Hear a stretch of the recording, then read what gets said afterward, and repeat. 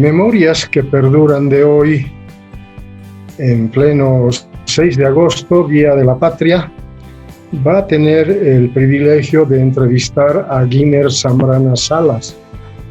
Él es productor de radio, periodista, trabajó en Radio Yungas en Chulumani, pero también ha estado vinculado a ERBOL, Educación Radiofónica de Bolivia, desarrollando un trabajo radiofónico en lo que hemos denominado la radio popular, la radio alternativa, radio participativa, radio educativa, en la cual Guimer tiene una amplia experiencia. Quiero agradecer por haber aceptado esta entrevista a Guimer y pedirle su saludo inicial a la gente que ve Memorias que Perduran a través del Facebook y a través de YouTube. Guimer, bienvenido al programa. Constantino, qué gusto, de verdad, un saludo muy caluroso y ojalá de esperanza también para la gente que nos está viendo a través de los medios que mencionaste y de tu programa Memorias que Perduran. Es para mí el privilegio de haber sido tomado en cuenta por tu persona. Guimer, tú has estado vinculado por muchísimo tiempo al área de los Yungas.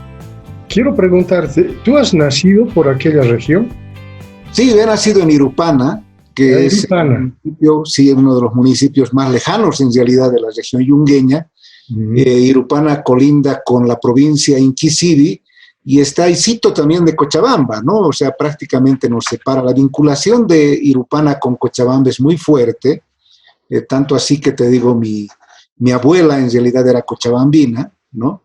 Y por eso mismo he estado vinculado desde mi niñez a Radio Yungas. He empezado en mi pueblo haciendo algunos programas infantiles en la emisora que estaban probando los sacerdotes holandeses agustinos, los mismos que han sido propietarios del Colegio San Agustín en Cochabamba, ¿no? Que han tenido una amplia presencia por más de 7 décadas en la región yungueña.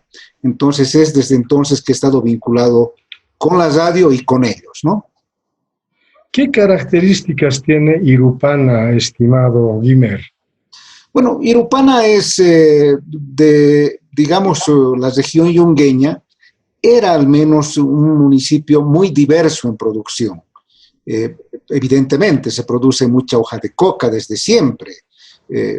Hasta el día de hoy quedan las ruinas, por ejemplo, tihuanacotas incas en parte del municipio de Irupana, lo que es la caída desde el Illimani, la parte trasera del Illimani, hacia la región yungueña, está repleta de vestigios prehispánicos, donde se producía maíz, se producía una variedad de tubérculos subtropicales, pero también, por supuesto, la hoja de coca. Pero además, Irupana siempre ha tenido la característica de tener una diversidad de productos agrícolas. Se ha producido incluso papa en las partes más altas, pero también otros productos como cítricos, mucho café, ¿no? O sea, se ha producido en la zona, también hortalizas, en fin, una diversidad de productos agrícolas, pero fundamentalmente coca, sin duda. ¿Qué recuerdos tienes, Guimer, de tu infancia? Mira, Tino, de verdad, el haber nacido en provincia, en el área rural, de verdad te da una riqueza muy grande.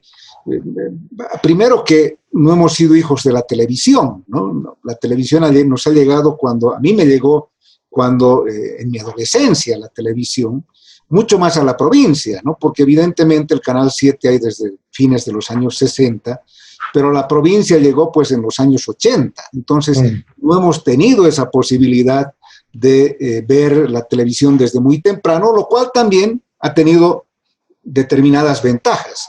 En un lugar como Irupana, los niños teníamos grandes posibilidades de jugar a campo abierto. Irupana en particular, te digo, es un municipio, a diferencia del resto de las poblaciones yungueñas, está sobre la cima de una montaña, entonces es relativamente plano si comparas con municipios como Coroy, Cocoripata, Chulumani. Irupana está en la cima y en consecuencia hay varios lugares planos, tenemos espacios abiertos con mucho césped, con muchos árboles. Entonces, de verdad te digo, nuestra infancia fue muy linda en ese sentido, correteando por los distintos lugares, yendo a traer agua al río, ¿no? Porque en Irupana hasta prácticamente, te digo, los años 80, no había un buen sistema de aguas potables, entonces había que ir hasta el río a traer agua. Entonces, nosotros de verdad, los niños éramos los encargados de acarrear agua para nuestros domicilios. Para la mayoría de ellos habían unas piletas públicas que casi siempre traían más aire que agua, entonces nosotros era la responsabilidad nuestra el ir. Y claro, tú sabes que el ir a traer agua lo puedes decir así de fácil, pero es una diversión infantil entre amigos, entre compañeros, en fin, una serie de historias, de anécdotas de la infancia y en medio de ese verde yungas exuberante que en esa época era todavía más intenso de lo que es ahora. ¿Recuerdas algunos juegos infantiles de tu época? Por supuesto, mira, nosotros habitualmente cuando te digo que íbamos por agua, íbamos con nuestro aro, por ejemplo, siempre con nuestro aro. El aro y las latas. Nuestro guiador y el aro.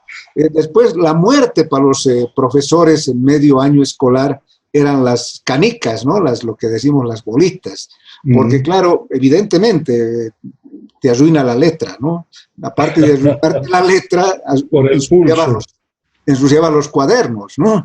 Entonces los profesores odiaban el juego de canicas. Mira, nosotros en la época de Navidad, por ejemplo, habitualmente teníamos nuestros grupos de adoradores del niño, ¿no? Entonces eran de verdad orquestas infantiles con nuestros, lo que llamamos allá, no sé si en todo lado, nuestros chuyuchuyus de tapacoronas de los refrescos y de las gaseosas y las cervezas. En fin, o sea, te digo, una cantidad, mucha creatividad infantil, ¿no? Jugábamos sobre los árboles. En esa época estaban muy de moda las películas del lejano oeste, ¿no? O sea, estas de Django, de Zingo, en fin, de bandidos y de buenos pistoleros. Entonces, olvídate, los árboles eran nuestro escenario preferido para jugar, imitando precisamente a estos héroes del western, ¿no? ¿Y la escuela? ¿Cómo te trató la escuela? Mira, yo te digo, soy de constitución, era todavía de constitución mucho más delgada, ¿no? De niño era muy flaquito y tú sabes que la escuela es, así como tiene cosas muy lindas, por supuesto, es también un escenario bastante duro, ¿no? O sea, porque los niños somos bastante crueles. Además, te digo, yo tenía siempre ya tenía entonces, desde muy niño, algunos cabellos blancos, ¿no? O sea, ya porque esto es familiar, mi madre tenía la cabellera totalmente blanca.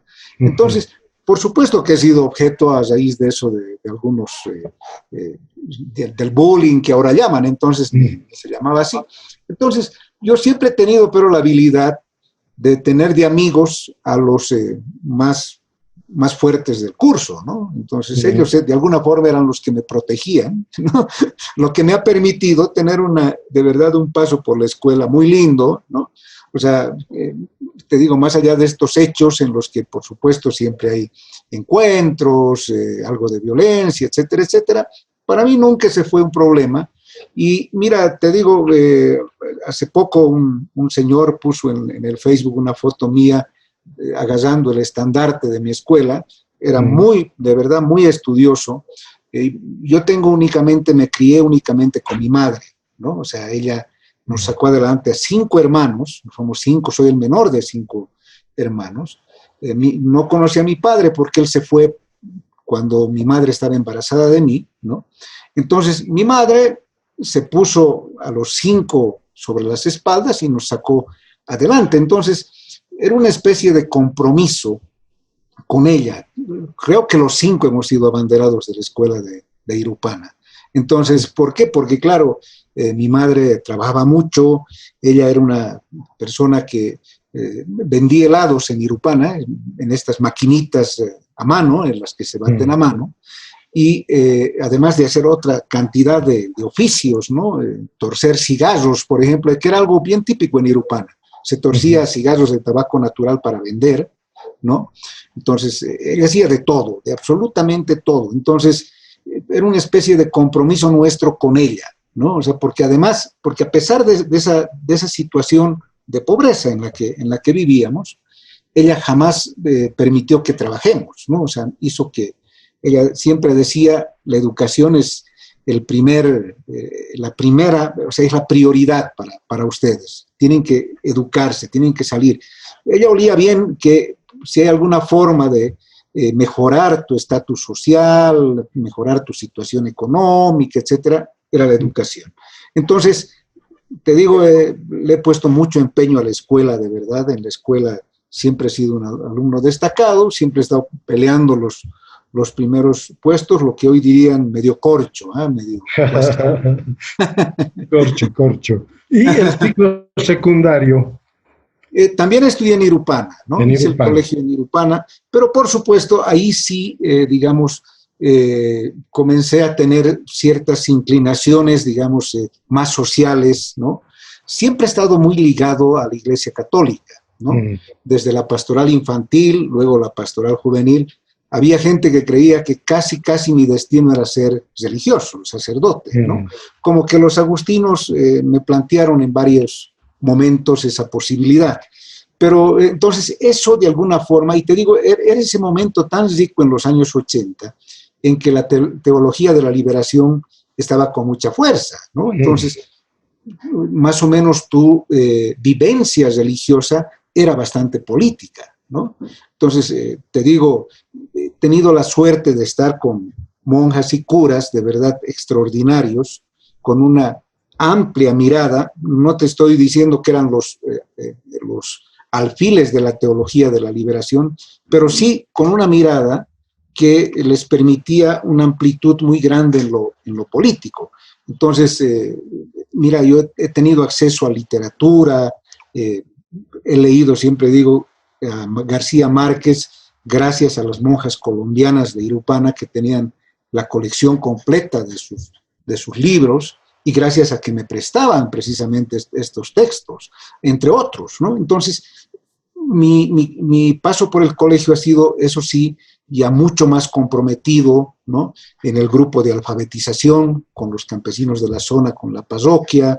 Entonces, y nuevamente vinculado a la radio, ¿no? Porque, te digo, me dieron para que atienda la pequeña oficina que tenía Radio Yungas, está en Chulumani, yo soy de Irupana, entonces hay una distancia de 30 kilómetros más o menos de viaje. Entonces, yo, además de atender y recibir avisos, comunicados para la radio, para difundirlos por la emisora, empecé a mandar también noticias, ¿no? O sea, noticias del pueblo donde viví. Entonces, el colegio ha sido, por un lado, o sea, el colegio como tal, pero también muy metido, muy comprometido, muy jovencito he sido secretario permanente de la Federación de Campesinos de Irupana, por ejemplo, ¿no? Mientras estaba en el colegio. Los sábados los pasaba ayudando a mi madre que hacía los helados o yendo al ampliado de la Federación de Campesinos como secretario permanente. Entonces, ahí empiezo, digamos, de alguna forma a adquirir cierto compromiso social, a identificarme con determinadas causas que luego van a pesar mucho en mi formación y en mis posiciones también, por supuesto. Y Guimer, ¿cómo es que se da esta vinculación con la Iglesia Católica y precisamente los agustinos que han implementado Radio Yungas en Chulumani? Mira, te digo, ese era lo lindo de los pueblos, ¿no? O sea, vivíamos, nos conocíamos absolutamente todos, ¿no? O sea, y yo te digo, siempre he estado muy cerca de ellos. Mira, no es que mi madre haya sido muy beata, etcétera, etcétera. Era una persona que vivía su fe católica como cualquier otra, no era muy cercana tampoco a la iglesia, pero a mí me gustaba siempre participar en los espacios que abrían los sacerdotes, ¿no? Ya te digo, o sea, ellos, por ejemplo, crearon allá, ayudaron a crear y fueron baluartes de una cooperativa de ahorro y crédito, ¿no? Como lo hicieron en todos los pueblos de Yungas. porque esas veces no había ninguna institución financiera en las poblaciones de Yungas. Entonces empezaron a crear las famosas cooperativas de ahorro y crédito, que eran las que organizaban distintas actividades con los niños, ¿no? O sea, yo de alguna forma estaba metido ahí. Entonces, siempre estaba vinculado con ellos, y luego, te digo, ha sido muy fuerte en la pastoral juvenil. En la época había un movimiento muy lindo que se llamaba Jóvenes Sin Fronteras, ¿no? De la iglesia a nivel mundial. Entonces, por naturaleza parecí vinculado a Jóvenes Sin Fronteras, ¿no? Entonces, ya siempre hubo una vinculación muy fuerte con ellos, porque además, como te digo, ellos tenían la biblioteca, la única biblioteca del pueblo. Entonces, y yo ya había empezado a querer leer, ¿no? A querer leer más. Entonces, más o menos eso me granjeaba cierta muñeca para poder ingresar con mayor facilidad a la biblioteca. En fin, me di cuenta muy temprano que ellos eran muy buenos aliados para poder crecer personalmente, creo yo, pero además, por supuesto, que coincidía en la mirada que ellos tenían de la vida, en la mirada que ellos tenían de la religión, del futuro, del país. Entonces, me fui vinculando a ellos y de alguna forma eso marcó mi camino, ¿no? Habías señalado antes que también te habías vinculado a la dirigencia sindical. ¿Qué experiencia has tenido en este ámbito, Guimer? Mira, te digo, la dirigencia sindical de Irupana era muy interesante de verdad, porque a diferencia, digamos, de las otras poblaciones yungueñas, de los otros municipios de Yungas, en Irupana tenía un matiz sindical, político, etcétera, pero también económico, ¿no? Ellos muy temprano organizaron su corporación agropecuaria campesina, las famosas Coracas, ¿no? Que la Confederación Única impulsó. Entonces, esto hizo que estas organizaciones no se queden únicamente en la demanda sindical, sino también empiecen a proponer alternativas económicas súper interesantes, ¿no? Coraca ha tenido una época exitosa con el apoyo de esta institución que tú también conoces, que luego me acerqué mucho también a ellos, que es CANA, ¿no? El Centro de Educación Popular CANA, que también fue parte de Herbol. Entonces, con ellos conjuntamente, etcétera, y yo desde la comunicación, ya como reportero popular de Radio Yungas, porque empecé como reportero popular de la radio, empezamos a apoyar justamente ese planteamiento, esa alternativa económica que planteó la Federación de Campesinos de Irupana. Entonces, te digo, fue muy interesante porque los campesinos empezaron a hurgar posibilidades de industrialización. Lamentablemente no les fue muy bien, pero en el café les fue de maravilla. El café, de verdad, llegó un momento en el que tenían amplias posibilidades de vender café de Irupana en los mercados alternativos de Europa, por ejemplo, en los llamados mercados verdes. Entonces eso les permitía mejores precios, conseguir de verdad precios por encima de los habituales en el mercado convencional. Entonces, de verdad esto fue muy interesante porque, claro, uno sentía que estaba contribuyendo a la solución de problemas históricos, ¿no? O sea, porque gran parte de las ganancias del café se quedaban en manos de los intermediarios y los campesinos estaban siendo, de alguna forma, estaban tomando la sartén por el mango y eso era bueno, ¿no? ¿Y qué pasa en el ámbito de la coca, Guimer? Mira, como te decía, Irupana, por supuesto que producía hoja de coca, ¿no? También esta organización que te digo se había propuesto el comercializar la coca de forma directa. Firmaron convenios con centros mineros, por ejemplo, como Siglo XX, como varios centros mineros para entregarles la coca. Pero la coca tiene un problema distinto al del café, ¿no? Porque naturalmente es un producto que muy apreciado, ya era siempre en el mercado. Entonces los campesinos ahí se resistían a entregar su café sin que les pagues nada, ¿no? Ellos querían cash en ese momento porque, claro, había una buena oferta, ¿no? Entonces, ese fue un problema mayor. Entonces ahí no pudieron ingresar. Por supuesto que te estoy hablando de una época, mira, en los años 70, yo todavía muchacho, la coca, por supuesto, todavía no tenía como una opción fundamental el tema del narcotráfico, ¿no? Pero en los años 80, iniciando los 80, terminando los 70 y empezando los 80, se da el famoso fenómeno del boom del tráfico de cocaína, ya para qué te cuento, durante la dictadura de García Meza, ¿no? En el que de verdad ahí se van mezclando varias cosas, ¿no? Mucha producción también de cocaína en los distintos municipios de Yungas, Irupana no era la excepción. Entonces, de verdad empiezan a cruzarse estos intereses que están cruzados hasta el día de hoy, ¿no? Uh-huh. Normalmente en el mercado se dice que la coca de Yungas está destinada al consumo precisamente de mineros, de campesinos, y la coca del Chapare que va directamente al narcotráfico. ¿Ustedes desde Yungas ven un poco esta diferencia?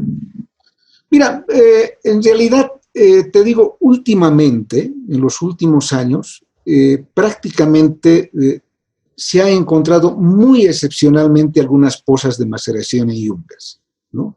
O sea, han sido muy raros los casos en los que se han encontrado. No te puedo decir que no existe, o sea, no te podría asegurar, pero te puedo asegurar que la mayor parte de la hoja de coca yungueña sale de los Yungas hasta el mercado legal de la hoja de coca en La Paz. O sea, es gran parte, te digo, en las estadísticas, cuando tú ves cuánta cocaína se ha decomisado, hay una tranca que está en la Rinconada, en la cumbre de ingreso hacia la región yungueña, donde están los puestos de control de la policía antinarcóticos. Cuando vos ves sus porcentajes de decomiso de cocaína, no es que sea pequeño, pero sabes, el fenómeno es que es coca que más bien está entrando de La Paz hacia el Beni. O sea, no es cocaína, mejor dicho, saliendo de Yungas, sino es cocaína que está entrando hacia el Beni. Uno dice, ¿qué está pasando?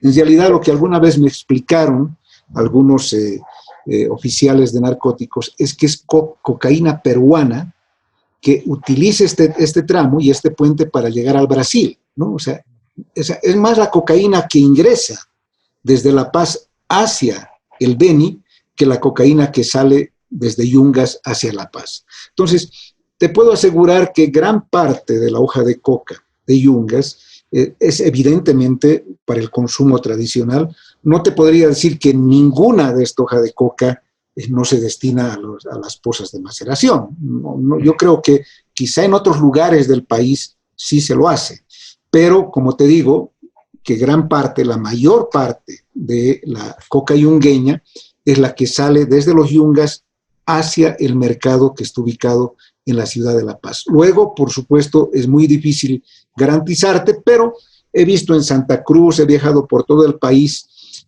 por mi trabajo en Solidar Suisse, en el PADEM, he visitado municipios diversos y casi siempre donde vas encuentras en los puestos de venta legal de la hoja de coca, o sea, para el piché o para el consumo tradicional, un letrero que dice coca yungueña, ¿no? O sea, como garantía de que es coca para el consumo tradicional de la hoja de coca, ¿no?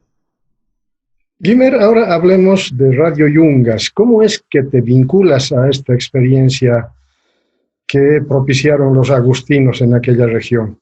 Mira, como te decía, yo desde niño he estado de alguna forma vinculado, luego cuando he estado en el colegio, ya mucho más vinculado, enviando noticias, etcétera, etcétera. Y ahí ocurre un fenómeno particular. Yo me casé saliendo del colegio, ¿no? O sea, con mi esposa actual, con la que hemos compartido prácticamente toda la vida, ella todavía estaba en el colegio entonces. Entonces, vos sabes, jóvenes, ¿no? O sea, con poca información además, por supuesto, y con mucho amor de por medio. Te habías casado el 15 de enero de 1987 con Ros Durán Cabrera. Claro, sí. Pero te estoy hablando cuando ya empezamos a vivir juntos, ¿no? Oh, yeah. Con ella. Porque, por supuesto, ya ella, antes de ello, estaba embarazada de mi hija, ¿no? De mi hija mayor. Entonces, te digo, yo ya tenía que buscar una alternativa de vida, ¿no? Necesitaba, yo siempre digo, hice las cosas al revés, ¿no? O sea, habitualmente la gente estudia, se forma en la universidad, termina una profesión y se casa, ¿no? Recién se casa. Tú sabes, es lo lindo de la vida, esa es la riqueza de la vida, que no hay una receta para absolutamente todo. Entonces,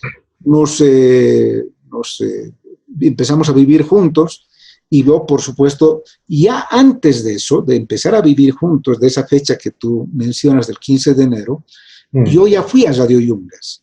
O sea, porque te voy a hablar de algunos nombres conocidos por vos. Entonces estaba Freddy Ordóñez en la radio, José Luis Almanza, que llegó cuando yo estuve en Radio Yungas, ¿no?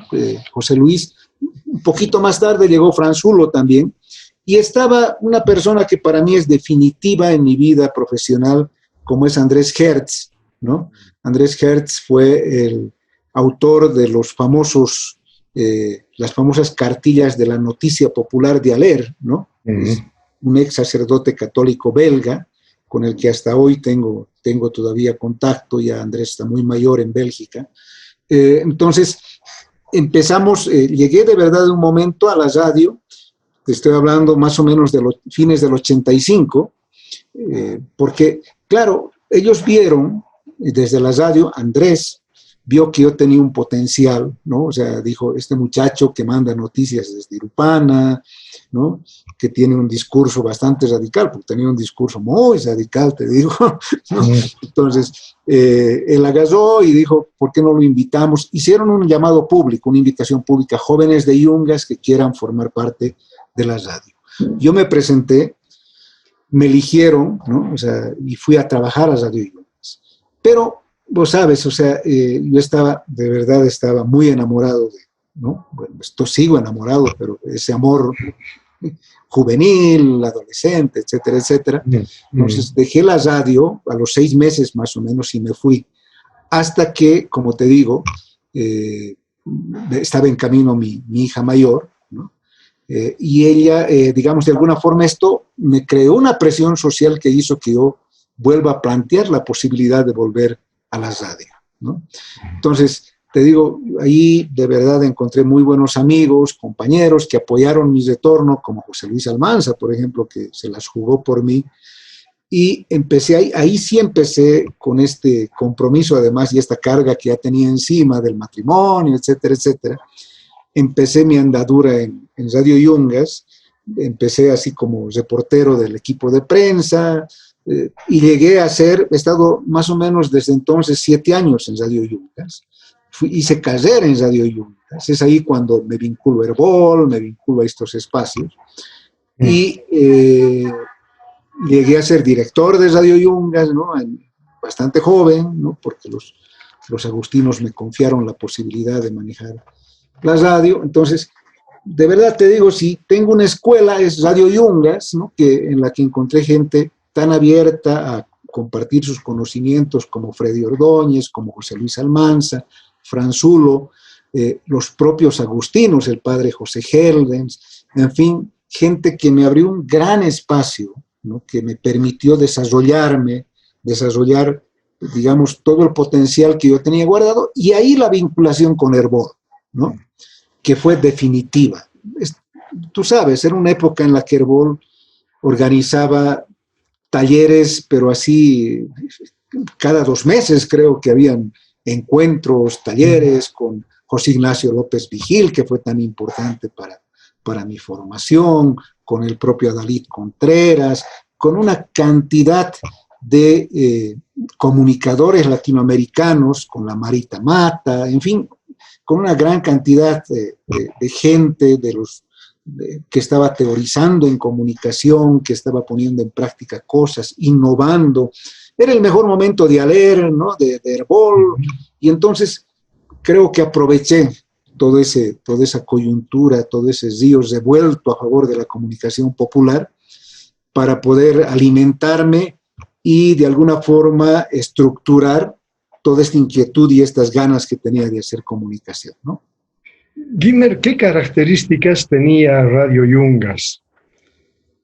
Mira, Radio Yungas, de verdad, cuando los padres agustinos empiezan a pensar la emisora, Empiezan porque ellos se dan cuenta que habían estado mucho tiempo en la región y que de verdad las fuerzas ya no les alcanzaban para poder hacer el trabajo de evangelización en la zona, ¿no? Yungas es una zona muy particular, con mucha quebrada, con muchos problemas en las carreteras, etcétera, etcétera.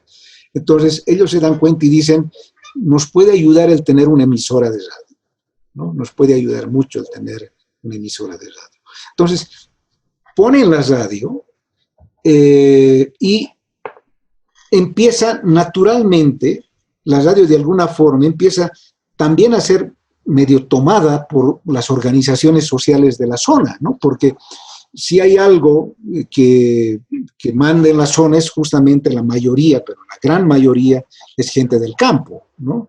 O sea, son agricultores, son productores de coca, productores de cítricos, etcétera.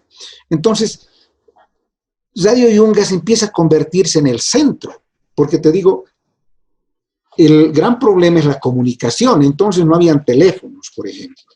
Entonces, hasta el día de hoy, el sector de avisos que tiene Radio Yungas es envidiable, ¿no? O sea, te digo, la cantidad de avisos, citaciones a reunión, llamados, hay hoy en día celulares, por supuesto, están Entel, está Tigo, etcétera. Pero la gente sigue poniendo su aviso en Radio Yungas, sigue pagando por la difusión de ese aviso, es parte de la cultura yungueña.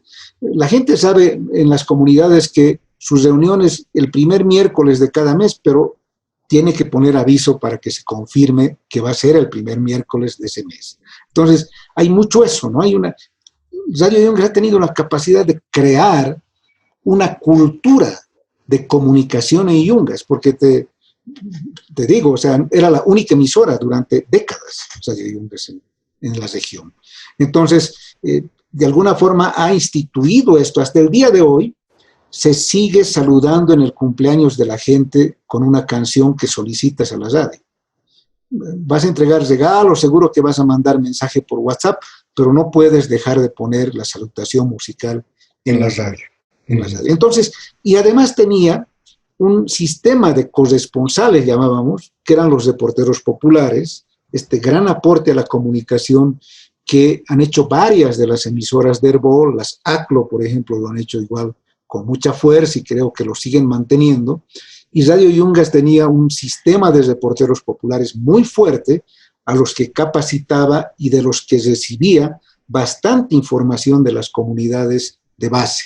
Entonces, de verdad ha generado un movimiento Radio Yungas que ha cambiado lo comunicacional en la región de Yungas, ¿no? O sea, por supuesto, ha empezado a instalar además pequeñas oficinas en distintos lugares para que los corresponsales manden sus noticias, porque no había el teléfono, donde la gente dejaba su aviso, su salutación musical. Mira, te digo, teníamos un programa muy lindo, que lo pusimos en la época en que yo me hice cargo de la dirección, que se llamaba El Viajero, que se transmitía desde Chulumani. Al mediodía, cuando llegan los camiones a Chulumani, pasan a distintos lugares, a Irupana, a La Sunta, a Circuata en la provincia de Inquisibi, a distintas poblaciones. Entonces, este programa era pues así el boom, porque la gente escuchaba para saber si está viniendo su familiar, para bajar con su mula hasta la carretera para recoger la carga. Era fundamental, es decir, tú no podías dejar de escuchar ese programa. O sea, Radio Yungas tuvo la capacidad de entender muy bien las necesidades comunicacionales de su región. Si alguna virtud tuvo la radio fue esa. O sea, y esta es una construcción, no es un invento de una persona, de dos, sino de todo un proceso que nace, como te digo, con una necesidad muy sentida de los padres agustinos, que luego va entendiendo las necesidades comunicacionales de una región y se va metiendo en su cotidiano. Tanto así que te digo, ni la aparición de celulares han tenido la capacidad de modificar algunas de estas costumbres generadas por Radio Yungas. Guimer, ¿qué es lo que diferencia a Radio Yungas de las radios comerciales? Mira, yo creo que hay algunos sellos que han dejado los padres agustinos, ¿no? Ha cambiado bastante. Hoy en día, te digo, la radio ha cambiado, lamentablemente, no porque así quieran sus actuales responsables, sino porque se está viviendo una coyuntura económica bastante difícil, ¿no? Entonces, por ejemplo, en nuestra época, nosotros teníamos el apoyo de los agustinos, que a su vez tenían un proyecto que recibía financiamiento externo, es decir, habían cosas de las que no nos preocupábamos nosotros, o sea, porque la gente pagaba, ponía su aviso, etcétera, su salutación musical, pero también es cierto que, digamos, esta entrada, este ingreso, el ingreso local, era relativamente pequeño para pagar los costos que tenía la radio. Hoy en día, la radio tiene que autosustentarse. No recibe, creo, ni un solo peso de la Iglesia Católica. Entonces, se autosustenta. Sigue siendo de la Iglesia, pero se autosustenta. Y eso, de alguna forma, ha modificado también algunas de las cosas en la radio. Pero yo siento que pervive, sigue en la gente que está actualmente en la radio, ese sinónimo de comunicación-servicio, ¿no? Eso de pensar de que la comunicación no tiene sentido si no está puesta para servir a la comunidad, ¿no? Es un poco el sello que han dejado los agustinos y que siento que pervive, ¿no? En la región, en la zona.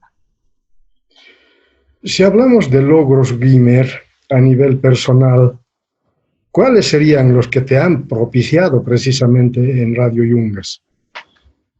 Mira, como te digo, yo soy de esa escuela, ¿no? O sea, mira, yo he tenido la posibilidad de trabajar en varios medios en la ciudad de La Paz, en medios nacionales, etcétera, y hemos tenido varios debates sobre este tema de comunicación-servicio, ¿no? O sea, yo sigo creyendo que es un servicio. Hay gente con la que he discutido, miradas más liberales, en las que me dicen, no, pero eso de alguna forma marca el tipo de comunicación que vas a hacer. Esa comunicación no es objetiva, ¿no? Entonces yo digo siempre, sí, pues, ¿no? O sea, ¿qué es objetivo? Es subjetivo, o sea, yo tengo una posición, o sea, no te quiero decir que te voy a mentir por esa posición, pero por supuesto que tengo una posición clara, o sea, no hay por dónde perderse, pues en el tema de la violencia contra las mujeres, por supuesto que estoy con las mujeres, no con el violentador, o sea, para mí la comunicación es clara en ese tipo de temas. Lo propio, pues, en un conflicto entre trabajadores, trataré de mirar qué está ocurriendo de la forma, tratando de acercarme a la verdad, pero por supuesto que uno tiene sus puntos de vista, sus posiciones. Entonces, yo te digo, yo siempre creo en que la comunicación es servicio sobre todas las cosas. Entonces, de alguna forma, ese es un sello que han puesto los agustinos en mi trabajo, en mi carrera, y eso es es un legado que he recibido de ellos. Por eso aprecio tanto experiencias de comunicación como la de la Pío XII, el gran aporte de Roberto Durete, de gente como el Ernesto Miranda, como el Abenor, el Hans, en fin, gente que se las ha jugado por lo que cree, etcétera. Uno puede discrepar con determinados puntos de vista, por supuesto, esto no es totalitarismo, nosotros creemos en la democracia, en los puntos, el derecho que tienes a tener tu punto de vista, tu criterio, etcétera, etcétera, pero de algo no podemos dudar, es de la entrega, es del compromiso, es del servicio de toda esta gente que como tú, ¿no? Tino, desde CEPRA, como tanta gente en distintos lugares, ¿no? Yo me acuerdo de esas asambleas de Herbol en las que tuve la posibilidad de estar, unos debates súper acalorados, ¿no? Entre Roberto, el hermano Canut, en fin, posiciones tan distintas en las que uno de verdad salía enriquecido, ¿no? O sea, de mirar que se puede debatir como hermanos y luego tomando un café juntos, ¿no? Riendo, tomando un café juntos, más allá de tener posiciones y puntos de vista distintos, ¿no? Y ahora, tu vinculación con Herbol, Radio Yungas Herbol, ¿cómo es que se da? Mira, yo siempre, por esta naturaleza que te digo de la radio, etcétera, estaba muy cercano a Herbol, ¿no? O sea, era muy cercano. Parecía más o menos natural que mi próximo paso iba a ser ir a Herbol, ¿no? O sea, parecía eso, o sea, que iba a ser de esta forma. Vos sabes, lamentablemente en la provincia todavía hoy hay problemas educativos ¿no? O sea, la educación de verdad es tan distinta, lamentablemente. Y bueno, te digo, mira, si alguien, yo siempre digo, si alguien ha conducido mi vida es mi esposa, o sea, de alguna manera, ¿no? O sea, siempre ha tenido la fuerza para ver cuáles son los nuevos desafíos, ¿no? Y ella la tenía clara, decía, bueno, mira, aquí los chicos no van a tener la educación que necesitan y que se merecen. Tenemos que darles a ellos algo que no hemos tenido nosotros y creo que es hora de salir.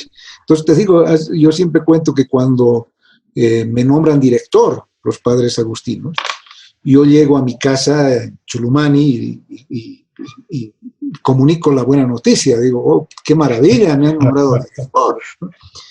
Y la primera reacción fue de mi esposa, entonces tenemos que irnos. Digo, ¿cómo irnos? Pero si me acaban de nombrar director. No, por favor, yo estaba haciendo planes para la radio, para Junger. Me dices, ¿qué señal de que has llegado a tu tope aquí? O sea, ya has llegado al techo aquí. O sea, ya no hay más desafíos aquí. Claro. Tú necesitas otros desafíos. Entonces, yo de verdad estaba loco. Digo, pero a ver, alegrate, festejemos. No. Yo estaba pensando en este partido y ella estaba pensando en el próximo, ¿no?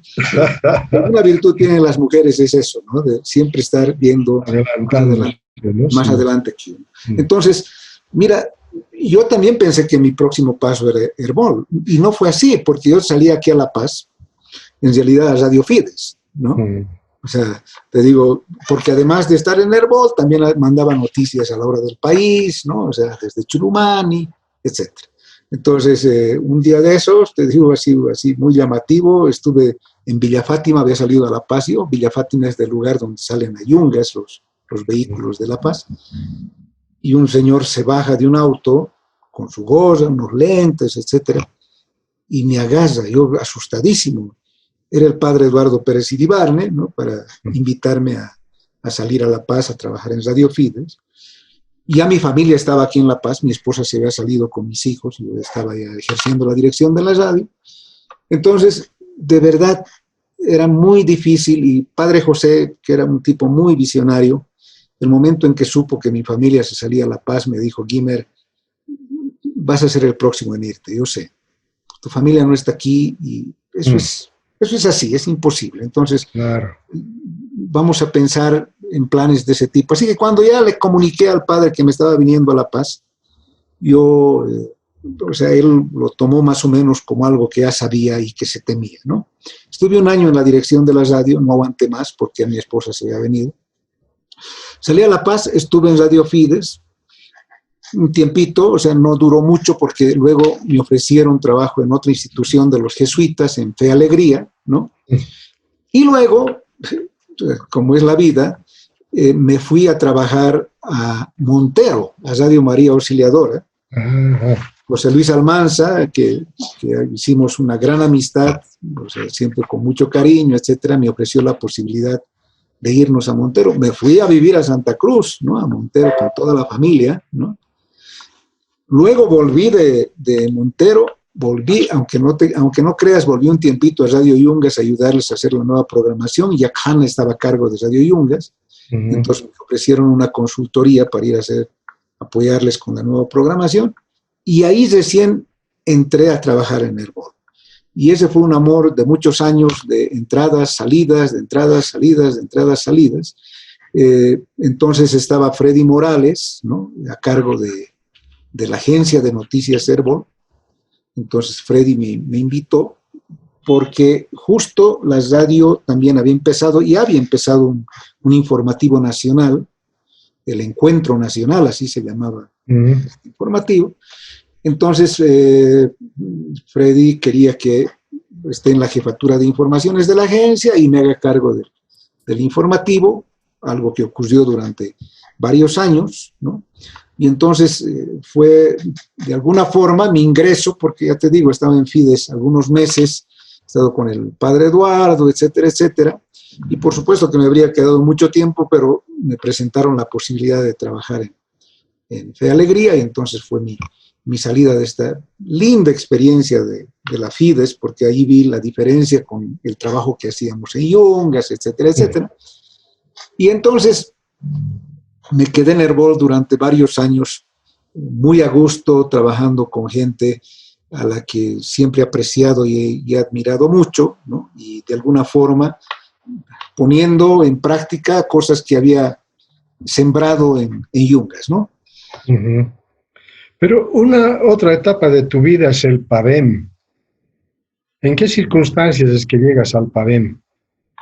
Mira, sí, yo, como te decía, he ido saltando por varios medios, no vas a creer, ha habido un año en el que he trabajado en 3 lugares distintos, ¿no? Ujú. O sea, no, en 3, así, pero era impresionante. ¿Sabes?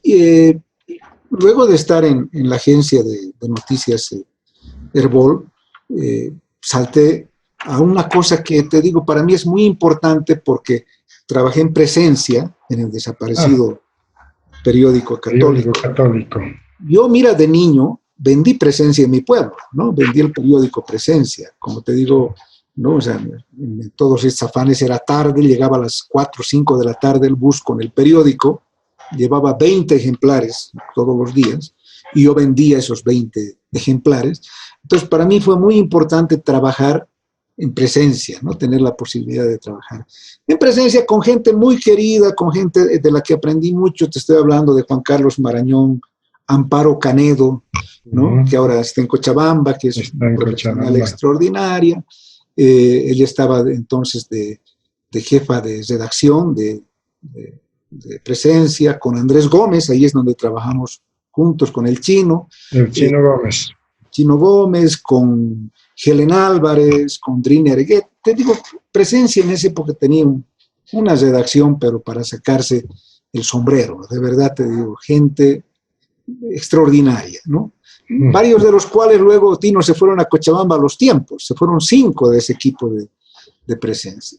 Entonces, me metí al periodismo escrito, ¿no? O sea, trabajé en Presencia, de Presencia fui a La Razón, de La Razón fui a la prensa y en esos caminares, ¿no?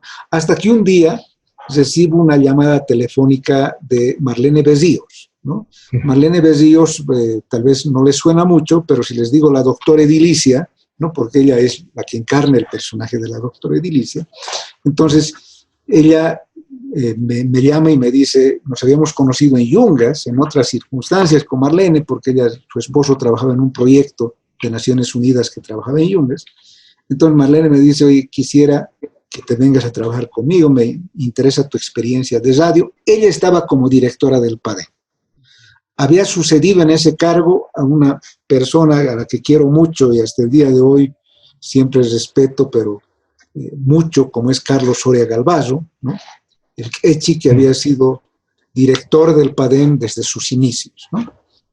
Entonces me invita Marlene, yo de verdad no estaba muy animado a ir porque estuve de vuelta en Herbol, pero Marlene me dice, mírame, y empiezo a hacer una consultoría con ellos. Y entonces ahí creé justamente el personaje de la doctora Edilicia, en esa consultoría que me proponen. Me dice, queremos crear un personaje, y ahí nació la doctora Edilicia, ¿no? Y como nació la doctora Edilicia y el producto empezó a pegar tan bien, ya fue más o menos una presión de alto vuelo para que me vaya a trabajar al PADEM, en el que, te digo, Tino, el PADEM es una institución que ha trabajado con los municipios, ha sido creada por Renata Hoffman, que es una suiza boliviana extraordinaria, y claro, trabaja en municipios, etcétera. Cuando yo llegué, de alguna forma, puse en práctica gran parte de todo este capital que había acumulado de mi trabajo en Radio Yungas, en Herbol, etcétera, etcétera, ¿no? Yo lo confieso y lo digo con franqueza, es fruto de esa escuela muchas de las cosas que pude hacer con mucho apoyo, con mucho respaldo de la gente del PADEM, en la institución Solidar Suiza, que ahora se llama así, antes se llamaba Ayuda Obrera Suiza, en la que sigo trabajando hasta el día de hoy, me he quedado trabajando, en la que he recibido mucho apoyo, mucho aprecio, pero es de esa forma que me vinculo al PADEM y al trabajo con los municipios del país, ¿no? ¿Qué características tiene el programa de la doctora Edilicia? que a propósito yo lo escucho varias veces por Panamericana. Así es, o sea, nosotros, sabes, el PADEM, como tú sabes, trabajaba con los municipios. Pero además el PADEM tiene una característica que no ve a los municipios como sinónimo de gobierno municipal, sino más bien como parte de un todo. Es decir, el municipio engloba a la gente, a las instituciones, a la ciudadanía, pero también, por supuesto, a los gobiernos municipales. Entonces, necesitaba de un personaje que de alguna forma responda a toda esta amplitud, que no únicamente hable con autoridades, sino también con la gente. Porque el PADEM siempre tuvo un discurso de corresponsabilidad. Es decir, yo ciudadano tengo una serie de demandas con mi gobierno municipal, pero por supuesto que necesito no solamente demandar, sino también proponer. Porque para mejorar la educación, sí, el gobierno municipal puede poner sus pupitres, el aula, etc. Pero si yo como padre de familia no asumo que la educación es fundamental para mis hijos y no colaboro desde mi espacio para que mis hijos se formen bien, por supuesto que ese proceso va a ser trunco. Entonces se necesitaba un personaje que hable de esto, que hable a ambos, ¿no? Entonces, por eso es que se crea el consultorio municipal de la doctora Edilicia, que es un personaje, o sea, medio atípico, ¿no? Habitualmente los personajes, te digo, primero que no son serios, ¿no? Son más, uno ve personajes, casi siempre son personajes humorísticos, etc. Y necesitábamos que sea serio el personaje, pero además mujer, ¿no? Era la opción del PADEM, de decir, no, una mujer tiene que ser la que lo haga. Entonces, ahí me desafiaron a mí en la posibilidad de, a ver, queremos esto.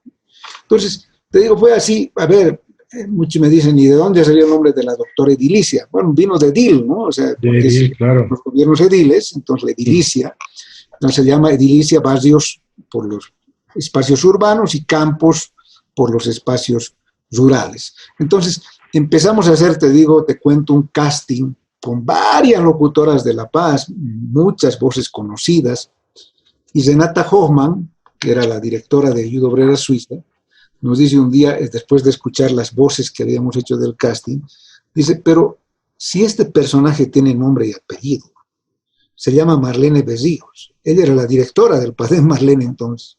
Entonces, se llama Marlene Berríos. Hicimos la prueba con Marlene y era como anillo al dedo, de verdad. O sea, los libretos que yo hacía cabían como anillo al dedo. Y desde entonces Marlene, te digo, en nuestros encuentros, que la llevamos siempre, muchos no saben ni qué se llama. Para ellos es la Edilicia, ¿no? O sea, porque hasta hemos hecho la figurita con su rostro, etcétera, etcétera. Y ella está feliz de hacerlo. En la Feria del Libro de La Paz hay una filas inmensas para que les dé su autógrafo, ¿no? Uh-huh. Entonces, lo que busca este personaje es, por un lado, dar información técnica, sí, pero también busca que la gente asuma su responsabilidad en los municipios. Porque es muy fácil pedir que el gobierno municipal limpie las calles sin tomar en cuenta que eres tú quien las ensucia. Entonces, lo que queremos es generar esas cadenas de corresponsabilidad que nos ayuden a construir una sociedad mejor, ¿no? ¿Y el público cómo ha recibido el programa de la doctora Edilicia? Mira, te digo, ha sido muy bien recibido. Hasta el día de hoy, te digo, la gente llama a Solidar Suiza buscando hablar con la doctora Edilicia. Y muchas veces, claro, al principio nosotros manteníamos el mito de que era un personaje, o sea, era una persona, ¿no? Una persona de carne y hueso. Hoy en día, al revés, lo que hacemos es explicarles que en realidad es un equipo técnico el que está detrás de la doctora Edilicia, en el que, por supuesto, Marlene pone mucho de sí misma, es una municipalista con amplísima experiencia, pero detrás de ella hay un equipo que está justamente para responder a los requerimientos de la gente. Pero hay gente, te digo, que insiste hablar con ella, o sea, decimos, pero mire, es que no es ella, es la voz de un equipo. No, pero yo quiero hablar con ella. ¿Qué día me puedo reunir con ella? ¿No? O sea, ¿cuándo me puedo reunir con ella? Y te digo, mira, eso hablábamos el otro día. nosotros estamos ahora hemos hecho en las últimas épocas campañas contra la violencia hacia las mujeres, ¿no? Hemos hecho varias campañas y una de ellas es sobre el tema de prevención de los noviazgos violentos, porque vos sabes que la violencia contra las mujeres empieza bien temprano, empieza ya en la etapa del noviazgo. Entonces, había una duda, o sea, decíamos, ¿cómo exponemos el personaje de la doctora Edilicia en esto? No va a ser muy vieja para los chicos, las chicas, etc. Y hablamos con la empresa que nos apoya en toda la parte de redes sociales, porque vos sabes que hoy en día ya no se puede hacer nada sin las redes sociales. Claro. Y ella nos decía, a ver, pero hagamos un intento, hagamos una prueba, hagamos un grupo focal, vamos a cambiar un poco la figura de la doctora, no su contextura, sino le vamos a poner colores más juveniles, colores más apastelados, porque a los chicos les gusta mucho eso en las redes sociales. Entonces, vamos a modificar y para ver si cabe en el discurso hablando de este tipo de temas. Y te digo, mira, ha sido totalmente rejuvenecida. Hoy en día le escriben los chicos, chicas, preguntando cosas de educación sexual, ¿no? O sea, ya de pasar a ser doctora, abogada municipalista, ahora es ginecóloga, orientadora sexual, etc. Entonces, ha tenido muy buena recepción. Creemos que todavía tiene para largo. Vamos a seguir aprovechando este capital que se ha creado para hablar con la gente, ¿no? Bueno, Guimer, yo quiero agradecerte por haber aceptado esta entrevista. Y mi última pregunta, ¿qué retos y desafíos aún quedan para Guimer Zambrana Salas? Mira, te digo, yo en este momento, Tino, aparte de, por supuesto, seguir con este trabajo que tengo con el tema municipal, el tema de la violencia contra las mujeres, Solidar Suiza, institución en la que me siento tan a gusto, sabes, en esta época he estudiado historia en la Universidad Mayor de San Andrés. Entonces, y vos sabes, la cabra tira al monte, ¿no? Entonces yo amo Yungas, amo esa región, porque creo que ese es mi espacio, ese es pues mi Pachamama, ¿no? Entonces, estoy trabajando mucho en el tema de revisar la historia yungueña, ¿no? Estoy haciendo actualmente, por ejemplo, un producto que lo estoy difundiendo en las radios de allá de Yungas, pero también a través de las redes sociales que se llama Yungueñicémonos, ¿no? Con el objetivo de que las nuevas generaciones, los jóvenes, por un lado, conozcan la historia de su región y por el otro, valoren el conocimiento que tienen sus viejos, ¿no? sus ancianos. Entonces, estoy trabajando en eso, estoy emocionadísimo con la historia, ¿no?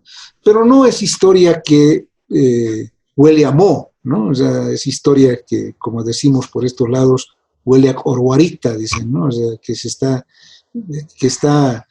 está enmoheciendo, sino una historia más bien viva, ¿no?